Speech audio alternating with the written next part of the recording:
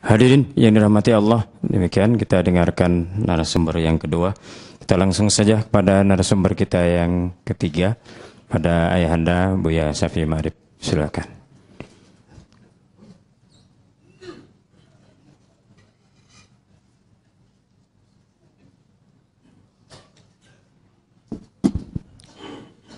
Assalamualaikum warahmatullahi wabarakatuh. Alhamdulillahilladzi khalaqal mauta wal hayata liyabluwakum ayyukum ahsanu amala. Pak pembawa acara, Ketua Umum PP Muhammadiyah, Sekjen, dan para pembicara. Sebenarnya saya tinggal menggarisbawahi aja. Tapi kalau tadi Pak Sobari Sulmakan sudah mati ya, ini sebenarnya tidak perlu bicara lagi saya sebenarnya. Kalau saya tingkatnya belum mati, tapi lumpuh itu. Jadi ini masih lumpuhnya itu masih mungkin ya, diperbaiki obat dan macam itu. Tapi begini saudara, saya ingin bicara yang lebih agak luas sedikit ya. Ini berapa menit nih? 20 menit.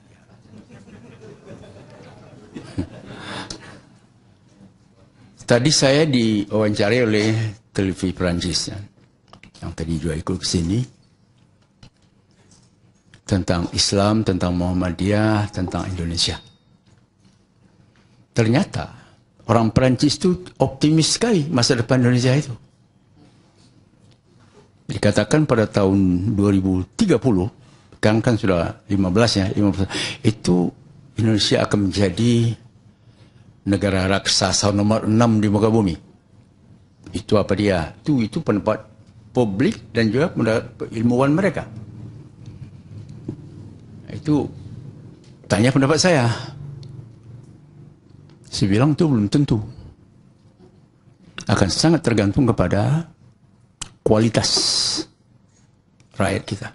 Akan saya berikan Anda angka-angka. Sekarang ini penduduk kita ini tidak tepat betul ya. Itu sekitar 253-54 juta. Waktu kita merdeka hanya sekitar 70 juta. Jadi naiknya itu menjadi 350%. Dan menurut ahli kependudukan, ahli demografi, itu nanti pada waktu Indonesia, waktu kemerdekaan Indonesia berusia 100 tahun, penduduk kita akan menjadi 350 juta. Sekarang sudah terbesar nomor 4. Sesudah China, India, dan Amerika. Dan Amerika nanti kalau melakukan pembatasan kelahiran, kita bisa menjadi nomor 3. Bayangkan sekarang. Sekarang aja, ini sudah saya tulis juga ya. Kota-kota besar ya, jangan ke besar, Jogja yang kecil itu, beberapa ruas jalan itu sudah macet dengan penduduk yang sekarang. Jadi perencanaan kota kita itu memang sama sekali tidak berdasarkan perhitungan kajian yang mendalam. Kalau Jakarta, tidak tahu 5 tahun lagi apa bisa bergerak, bisa bernapas di Jakarta ini, atau kita harus antri bernapas itu. Saya bilang kepada mereka tadi, tergantung saya katakan. Memang dari segi orang menyebutkan bonus demografi. Itu kalau ada kualitasnya. Jadi kalau saya kali ini mengatakan, mungkin ini bukan lagi hipotesis ya, tapi sudah tesis, bahwa jumlah besar minus kualitas itu beban sejarah. Itu beban sejarah. Dan itu yang dialami dunia Islam sekarang. Nah, sekarang Anda lihat pusat-pusat peradaban Arab Islam itu sudah berada pada titik nadir. Hancur, berantakan. Mulai dari Afghanistan ya, itu bukan Arab ya. Kemudian tambah lagi Irak, Suriah, Libya, Mesir. Dan hampir semua. Ini gimana ini? Sekarang Islam ini, yang ada di kantong kita ini, yang kita fahami, dan yang kita pelajari, seperti tidak berdaya menyembuhkan penyakit peradaban umat Islam. Tadi ayat ini baca, kan disebut tadi ya, Allah itu fa'allafa baina qulubikum fa'asbahtum bi ni'mati ikhwana. Allah itu menyatukan hati-hati kita. Maka jadi kita orang yang bersaudara. Sekarang tidak ada persaudaraan itu. Tidak ada. Nah, saya sampai kepada kesimpulan begini. Apa yang disebut dahulu abad-abad emas Islam. Dimulai dari akhir Umayyah, teruskan oleh Abbasiyah yang lama itu, sampai dihancurkan oleh Mongol ya, pada 1258. Itu kan dipuji itu. Islam itu hebat. Islam itu menyinari dunia. Islam itu mewariskan memberi stimulus untuk renaissance. Itu sudah memang betul begitu. Tapi pertanyaan saya, kalau peradaban semacam itu tanpa wahyu bisa itu? Bisa tanpa wahyu. Lihat sekarang Eropa, lihat Jepang, yang kita katakan itu tanpa wahyu bisa. Jadi kalau yang kita bangun itu peradaban seperti itu, kita ulang lagi, tidak ada persaudaraan, lalu wahyu di mana? Di mana wahyu itu? Ainal Islam? Di mana Islam itu? Saya buka sejarah sedikit. Pada waktu Abbasiyah merebut kekuasaan dari saudaranya sendiri, yaitu dinasti Umayyah, itu yang dimusuhi, yang dihancurkan itu bukan yang hidup saja, tapi kuburan juga digali. Dalam sejarah, bukan kata orang Barat, Anda baca buku-buku Arab itu. Yang selamat hanya 2 kuburan, yaitu kuburan Muawiyah, pendiri dinasti, dan kuburan Umar bin Abdul Aziz. Apa-apaan ini? Kita kan biasa terpesona ya. Oh, ada Baitul Hikmah ya. Di Baghdad ya. Berkembang, diambil Helenisme, kebudayaan itu. Memang satu sisi luar biasa itu. Luar biasa. Di kelompok Umayyah yang kecil yang lari ke Spanyol, tidak bisa dikejar oleh Abbasiyah, juga mendirikan di sana dan hebat. Ya, tapi di mana persaudaraan kita? Fasbahtum bi ni'matihi ikhwana. Itu tidak ada. Tidak ada. Jadi saya berharap ya orang Muhammadiyah mau berpikir di keluar kota. Tidak seperti sekarang.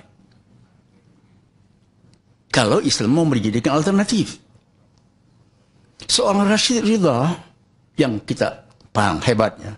Jadi murid kawan Abdu yang meneruskan tafsir Al-Manar itu kalau Anda teliti, dia sangat pengagum Jepang. Jepang membangun tanpa wahyu, menurut kita. Ya kalau sekadar itu menurut saya, buang aja wahyu itu. Buang. Tidak ada gunanya. Yang kita maukan sebuah peradaban yang mampu mengawinkan antara zikir dan fikir.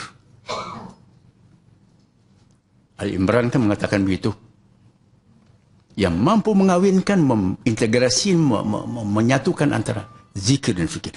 Ini kekurangan Barat sekarang ini. Kalau tadi disebut etik kapitalisme dan Anda tahu yang dinamakan Amerika Serikat yang dianggap itu benteng demokrasi, tahukah saudara siapa yang menguasainya? Pengusaha. Semua pengusaha yang berkuasa. Dan sebagian besar pengusaha itu adalah elit Yahudi. Nah, sementara kita, si Muslim ini, yang jumlahnya sekarang berapa? 1,6 miliar ya. Itu kan masih bangga menyebut kuntum khaira ummatin ukhrijal linnas ta'muruna bil ma'ruf wa tanhauna 'anil munkar wa tu'minuna. Kita khaira ummah. Apa ukurannya khaira ummah sekarang? Arab sudah di titik nadir. Indonesia ini diharapkan bangkit oleh orang Perancis tadi, ada harap menjadi raksasa nomor 6. keadaannya masih begini, tadi disebut ya, sandiwara, akrobatik politik di sidang majelis kehormatan itu. Tapi kan dah lihat tu, selamatkan kehormatan DPR. Apakah ada kehormatan di DPR itu? Kalau saya menyebut, tadi disebut Pak Haidar ya, tuna moral, sungguhnya bukannya itu. Tuna moral, tuna martabat, tuna hati nurani, tuna akal sehat. Itu yang terjadi sekarang. Dan ini bangsa muslim terbesar di muka bumi. Dan hampir semua menteri itu muslim. Semua presiden kita muslim. Nah, tapi saya tidak mau mengajak Anda tenggelam dalam putus asa ini. Tidak boleh. So, saya katakan berkali, di ujung lorong sana ada lilin-lilin yang menerangi kita.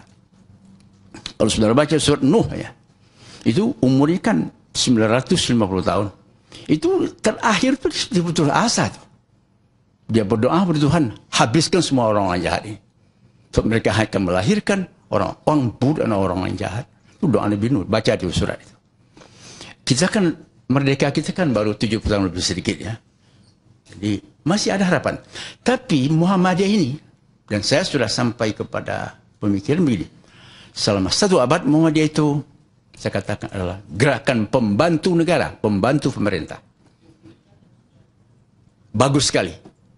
Coba Anda bayangkan sekarang, adakah gerakan Islam di muka bumi yang punya sekolah, rumah sakit sebanyak ini milik Muhammadiyah? Tidak ada. Anda pergi jalan ke Afrika, ke Asia, tidak ada. Ini luar biasa itu. Jadi kita orang Muhammadiyah kan kadang-kadang yang tidak banyak bergaul ya, di dalam aja. Itu memang merasa tidak perlu lagi macam-macam lah. Ya, tapi sampai kepada dan sebut anggaran dasar Muhammadiyah, gerakan Islam, gerakan dakwah, amar ma'ruf nahi mungkar. Al-mungkar itu, ma'ruf oke lah ya, sekolah, menyantuni manusia. Sampai kepada kemungkaran, Muhammadiyah tidak bisa berbuat apa-apa karena dia pembantu negara, bukan penentu. Nah, ini yang saya katakan, pada abad kedua ini gimana Muhammadiyah ini? Tetap pembantu, setuju saya, tapi jadi dong, jadi penentu juga. Untuk jadi penentu itu, untuk menjadi penentu itu banyak syaratnya. Syarat pertama adalah politisi Muhammadiyah yang tadi habis-habisnya oleh Kang Sobari. Ini Kang Sobari adalah Muhammadiyah yang Gus Durian. Tidak salah itu, tidak salah ya. Suara yang menarik pada Gus Durian. Jadi politisi Muhammadiyah tadi dikatakan di DPD itu ada 30 orang gitu ya, itu harus naik kelas dari politisi menjadi negarawan baru bisa. Kalau tidak bisa. So politisi itu yang dipilihkan dekat-dekat itu ya, ganti mobil ya, kalau punya agak banyak sih tambah istri, atau memperbaiki dapur. Tadi itu kan apa yang dikemukakan Pak Haidar tadi kan luar biasa itu. 318 dari 524 itu pasien KPK. Dan sebagian besar Muslim. Dan sudah haji berkali-kali.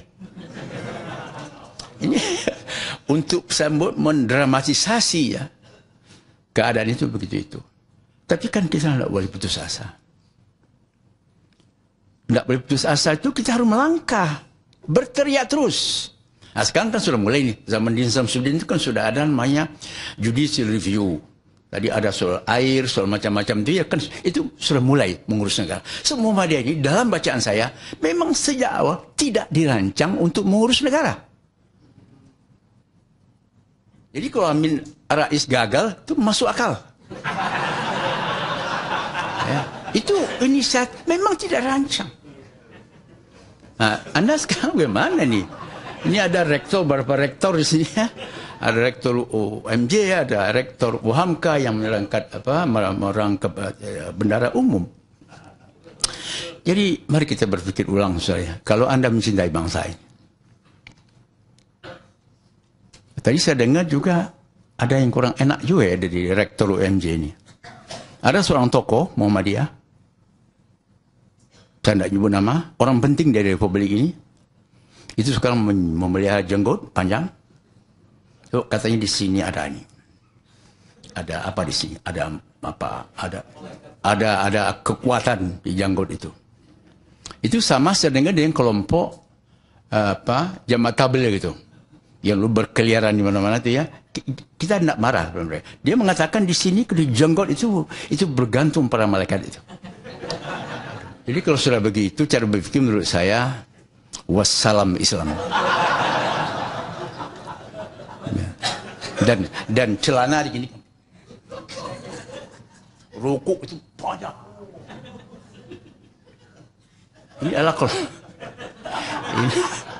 Ini adalah kelompok-kelompok yang berpura-pura ingin monopoli surga.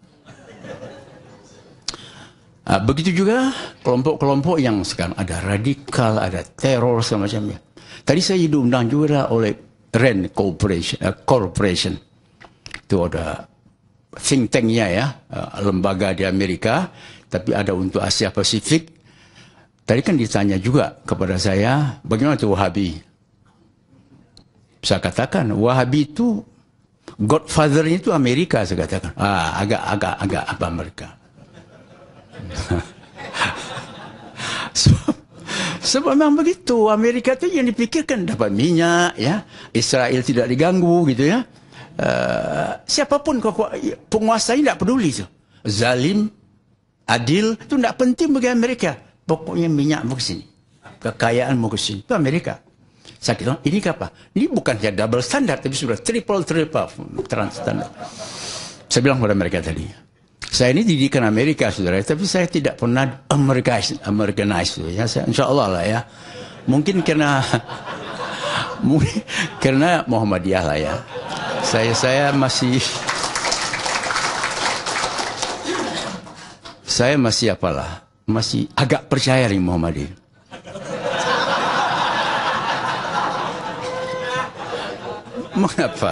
Mengapa etika itu masih hidup walaupun kadang-kadang juga redup itu ya. Pameo ini sudah menjadi pameo ya.